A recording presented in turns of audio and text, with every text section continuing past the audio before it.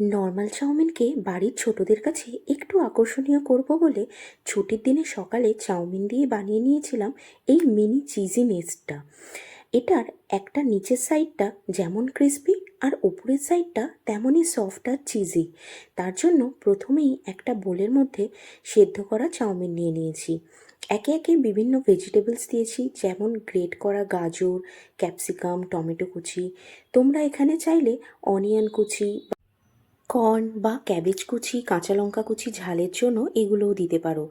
এরপরে অ্যাড করে দিতে হবে নুন, গোলমরিচ, ডিম আর কর্নফ্লাওয়ার। কর্নফ্লাওয়ারটা দিতে হবে বাইন্ডিংয়ের জন্য। এরপরে ফ্রাইং প্যানে একটুখানি তেল ব্রাশ করে বা তেল দিয়ে একটু গোল গোল শেপ করে দিয়ে দিতে হবে। আর ওপর থেকে দিয়ে দিতে হবে বেশ খানিকটা মজারেলা চিজ। এরপরে ঢাকা দিয়ে 10 থেকে 12 মিনিট রাখার পরে ওপর থেকে দেখবে চিজগুলো সুন্দরভাবে গলে গেছে, আর যে ভেজিটেবলসগুলো সেগুলোও সেদ্ধ হয়ে গেছে।